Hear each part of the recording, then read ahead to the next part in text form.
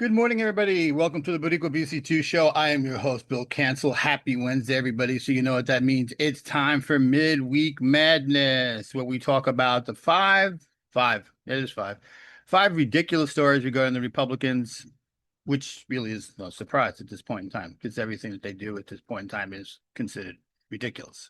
So let's get started. This is from Reuters.com. Trump's one big beautiful bill is under pressure. President Trump is urging Senate Republicans to pass his sweeping tax cut and spending package dubbed the One Big Beautiful Act before July 4th. The proposal includes extending Trump's era tax cuts, raising the debt ceiling by $5 trillion, boosting military funding and tightening immigration rules. But senators like Susan Collins, Tom Tillis, and Josh Hawley are pushing back over cuts to Medicaid, rural hospitals, and social programs. I did see a skeet this morning. I haven't had a chance to verify this yet, but apparently Aeneas Tangerinas has also said no vacation, no summer vacation for the Senate until this bill is passed. That's going to be interesting. I am very interested on this bill for a lot of reasons. Of course, all the negative reasons for the bill, but I'm also intrigued that it's not going as fast as he would like it to go, which means to me either the Senate wants worse things to be included in the bill or they're just not happy with the bill. So this could be another failure on Trump, especially if this doesn't go by July 4th. And keep in mind, funding for, if I am correct, funding for Department of Homeland Security is gone. It's spent. It's depleted. So she's gone over budget, which is illegal. And this bill brings her money back. So that's a mess. This is a bit of good news reported by Reuters.com, but again, it just goes to show you the ineffectiveness and the stupidity of the Republicans. Parliamentarians strike GOP court limits. Senate parliamentarian Elizabeth McDonough ruled that a Republican-backed provision requiring bonds for plaintiffs to block federal policies can't proceed under reconciliation, and we need a 60-vote threshold. This spells trouble for GOP attempts to limit judicial power with the same legislative vehicle. So, translation, shit's getting pulled out of the bill that Trump is trying to sneak into the bill. Okay.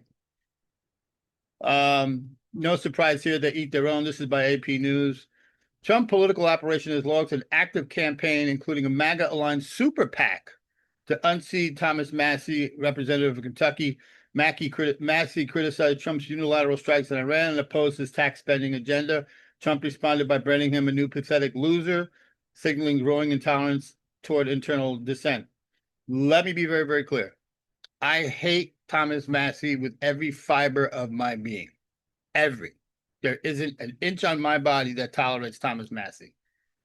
But any Republican who wants to go after Trump and risk their career doing it, bravo. My only comment is that, what took you so long? The bastard's been running amok for years. This is another story now from cityinsider.com. Just showing how hard the Republicans are playing and also their concerns about the midterms. Connecticut Republicans unanimously reelected state GOP chair Ben Proto, a former Trump campaign ally, to a third term.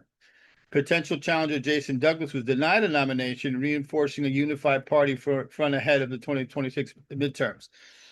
This is interesting because what we're starting to see for 2026 is really going to be, and I don't know how this is going to play out, but it's really going to, again, be the battle between good and evil, right? Do you want to live in a Trump world? Do you want to live in a democracy world?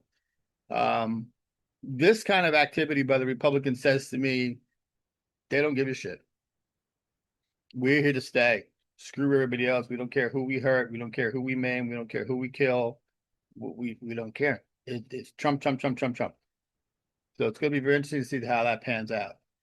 Last story by AP News. GOP health bill slammed in editorials. Leading newspapers are criticizing a new Republican-backed healthcare bill that would erect barriers in the Affordable Care Act and cut Medicaid, potentially leaving 16 million more Americans uninsured while premiums soar.